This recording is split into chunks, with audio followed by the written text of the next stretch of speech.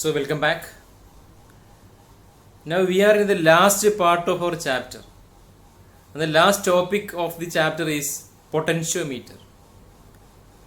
As the name indicates, it is a device which is used to measure the potential or the potential difference between two ends of a device. So we will straight away go to our topic, which is the potentiometer.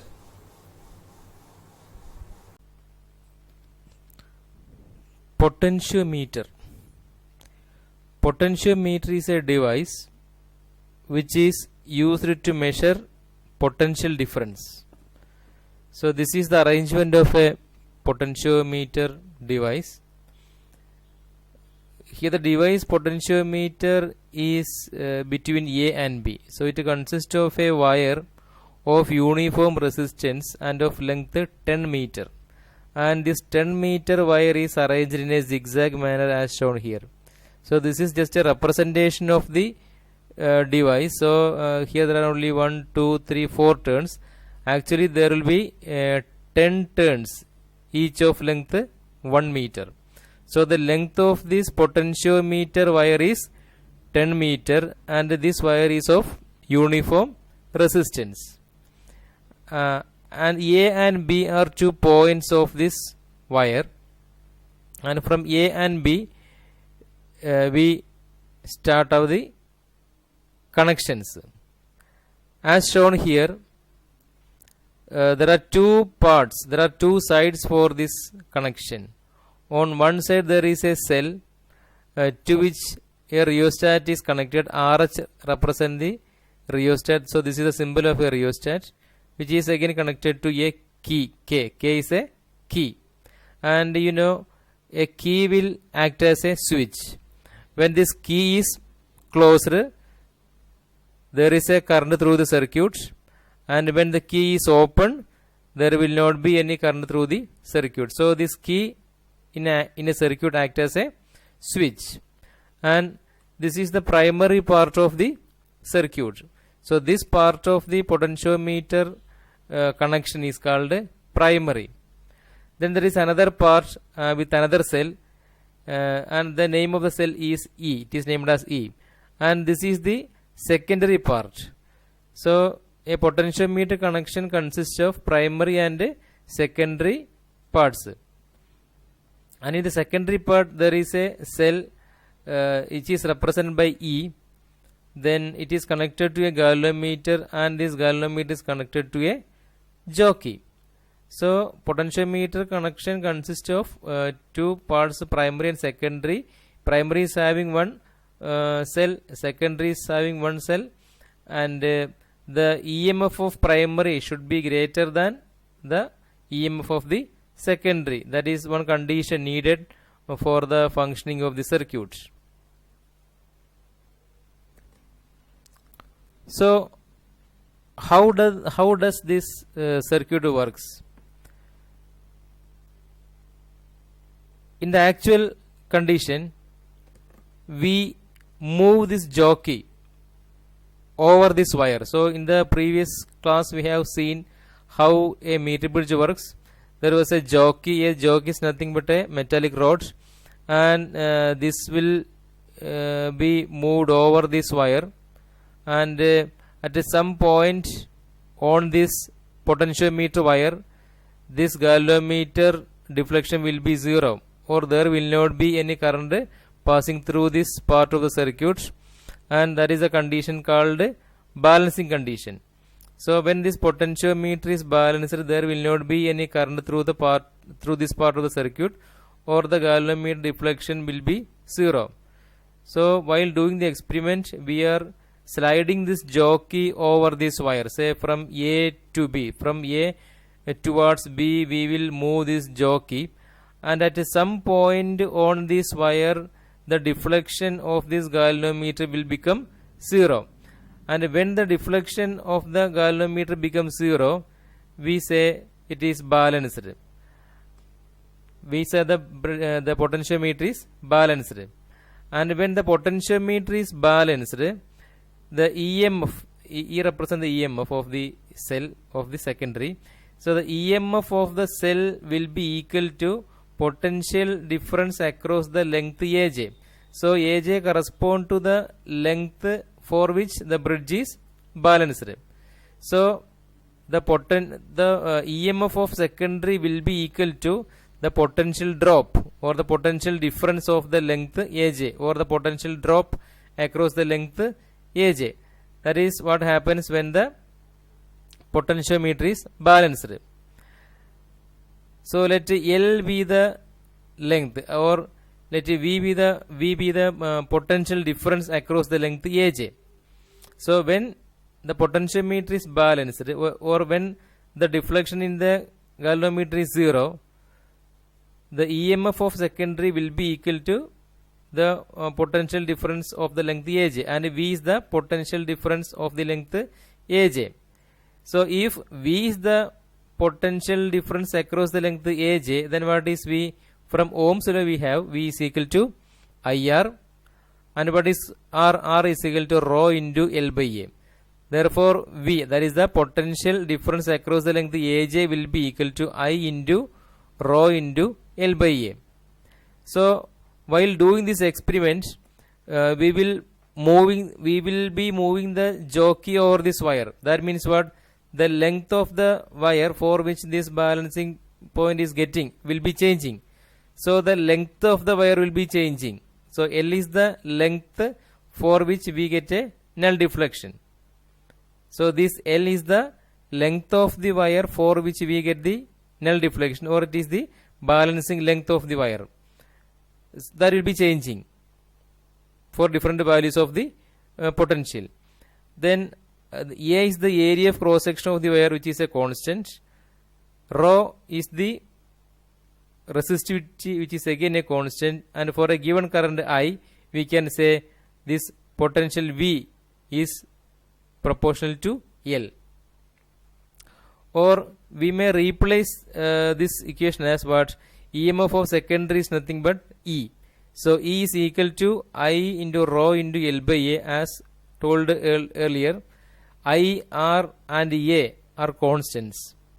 Therefore we may write E is proportional to L, because L is the only variable thing in this condition, in this experiment. Only L is changing, or only the balancing length is changing. Therefore E is proportional to L. So E is proportional to L is the working principle of this potentiometer. So this is the working principle of the potentiometer.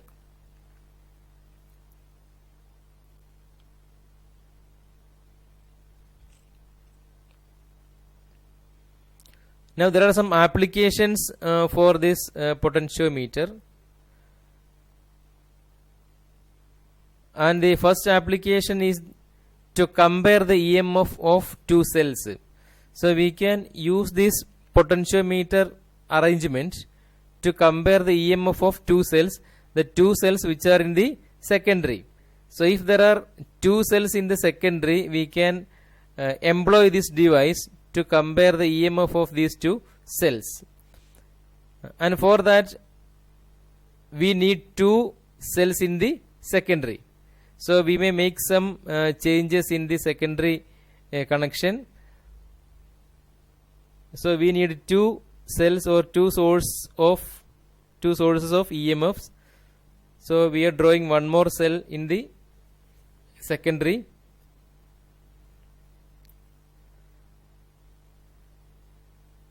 So there will be a switch here, so that we can change or we can connect either the first cell or second cell to the galvanometer. So only this part is changing. Instead of a single cell, we have two cells, and we can connect either the first or second cells to the galvanometer.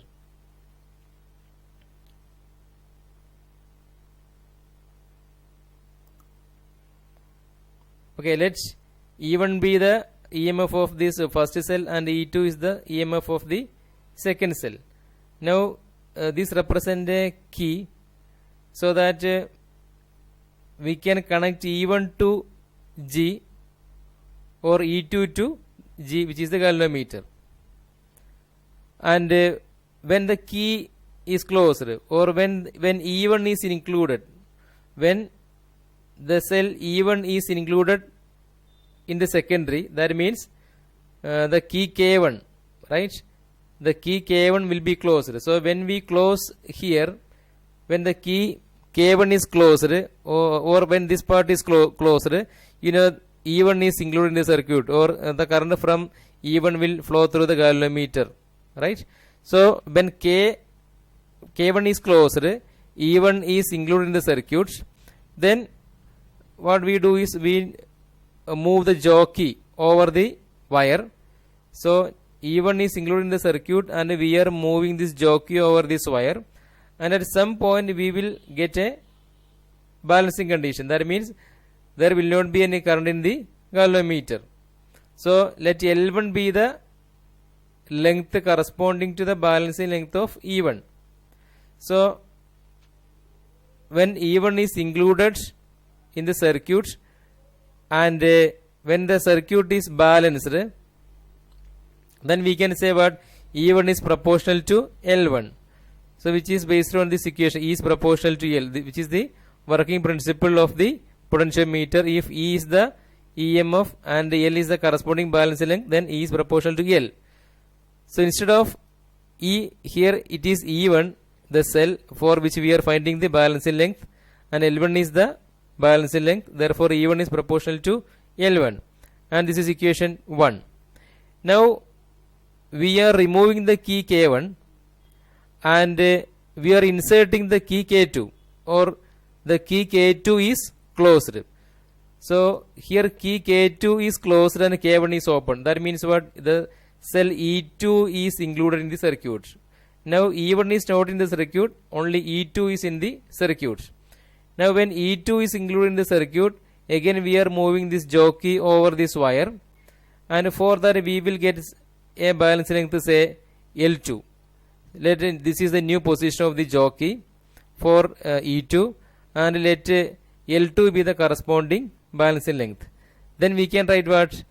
E2 is proportional to L2, and let this is equation 2. Now we may find the ratio of 1 by 2, equation 1 by 2. So on the LHS, on the left hand side, it is E1 here, E1 divided by E2, that is equal to L1 divided by L2. So E1 by E2 is equal to L1 by L2 is the equation that can be used to compare the EMF of two cells. So L1 we can measure from this potentiometer, L2 also we can measure from the potentiometer while doing this experiment. So L1 and L2 are known values. Now if we know E1, then we can find the value of E2, or if we know the value of E2, we can find the value of E1. So this is how we are performing this experiment. The second application of potentiometer is to find the internal resistance of a cell. So using this potentiometer arrangement, we can find the internal resistance of a cell which is in the secondary of the potentiometer connection. So if we have a cell in the secondary, we can find the internal resistance of that cell in the secondary. So for that again we need some changes for this connection.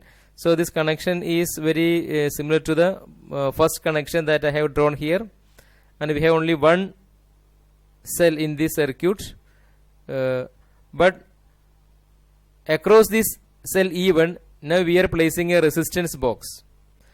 So a resistance box is placed across the cell E1. Then after the resistance box we are connecting a key which will act as a switch. So we can include this resistance box in the circuit whenever we want, and then this is connected to a galvanometer, and that galvanometer is connected to a jockey as usual. Let K be the key which is representing the switch between the cell and the resistance box.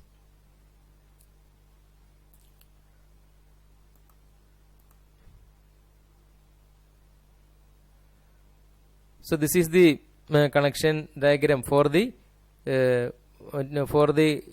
finding of the internal resistance of a cell. Now, finding internal resistance of a cell include two steps. In the first step, the key K1, let this key be K1 because there are two keys. So let this key be K1 and this is K. K is the key in the primary, K1 is the key in the secondary.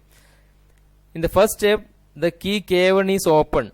That means what? The resistance box is not included in the circuit. Now, when the circuit is balanced, that means what? K1 is open and we are moving the jockey, or we are sliding the jockey over this potentiometer wire. At some point, the deflection in the galvanometer will be 0. That means what? The circuit is balanced. And when the circuit is balanced, we have this equation. Let L be the length, right? Let L be the length corresponding to the balancing length. Then if E represent the EMF of the cell, we can write what? E is proportional to L. So E is proportional to L is the equation we obtain when the bridge is, or when the potentiometer is balanced in the first step. Then in the second step, the key K1 is closed. The key K1 is closed. K1 is closed means what? The resistance box is now included in the circuit. If R is the resistance of the resistance box, and let a small r be the resistance of the cell E, then we can see that these two resistors will be parallel to each other. We will come to that. So now K1 is closed and again the bridge is balanced. That means what? After closing the key K1, we are again moving the jockey over this wire. And at some point over this wire, we will get a balancing point. That means what? It is balanced, or the potentiometer is balanced. When that happens, ER by R plus R, that is the EMF of the cell when this resistance is included in the circuit. L2 be the balancing length corresponding to the case where the resistance is included. So I repeat, in the step 2, the key K1 is closed. Now the resistance is included in the circuit, and we are moving this jockey over this wire, and at some point we are getting a balancing length. Let L2 be the balancing length. Then as shown in the previous case, EMF is proportional to balancing length. Here EMF will be what? ER by R plus R, so which is proportional to L2. So why it is coming ER by R plus R? This we have already seen in the last class.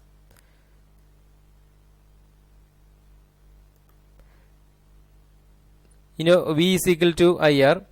So E is equal to I into R plus R, right? E is equal to EMF E is equal to I into R plus R, provided R is the resistance of the resistance box and small r is the resistance of the of this cell. Then E is equal to I into R plus R. Then what is I? Then I is equal to E by R plus R. Therefore, potential V is equal to IR, that is equal to what? In place of I, we can write E by R plus R. Therefore, this equation will become what? ER by R plus R. So that is how you are getting this equation, ER by R plus R. So ER by R plus R is proportional to L2. Now we may divide equation 1 by 2. That means what? On the LHS only E is present, so E divided by, on the equation in the equation 2 on LHS ER by R plus R is there. So E by ER by R plus R equal to, in equation 1 on the RHS it is L1. So L1 divided by, in equation 2 on RHS it is L2. So when we divide 1 by 2 we get what? E divided by ER by R plus R is equal to L1 by L2. Now the 2 E's will be cancelled and this R plus R will go to the numerator. So R plus R by R is equal to L1 by L2. So that can be rewritten as R by R plus R by R. So this is the internal resistance by R, the resistance of the resistance box, that is equal to L1 by L2. So these two R's will be cancelled. So this will be 1. So 1 plus R by R is equal to L1 by L2. Therefore R by R is equal to L1 by L2 minus 1. Therefore the internal resistance of the cell small r will be L1 by L2 minus 1 into R, where this R represent the resistance of the resistance box. So this way we can find the internal resistance of the cell connected in the secondary. So in the circuit L1 is known.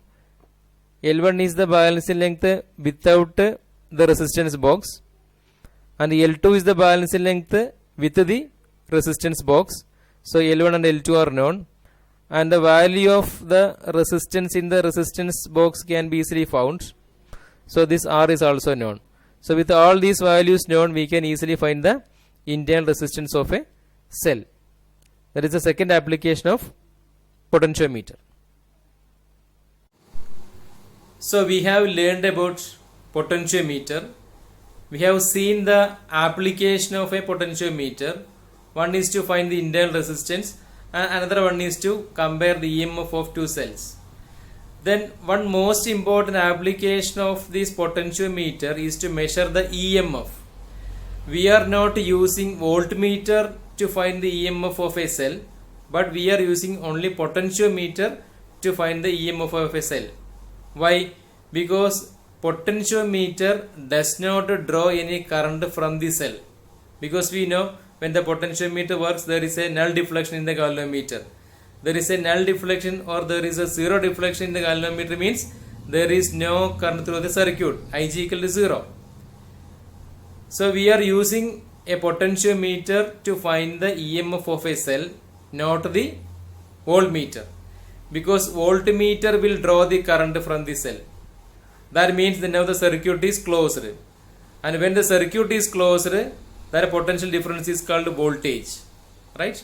So we are using a potentiometer to find the EMF of a cell, because a potentiometer does not draw any current from the cell.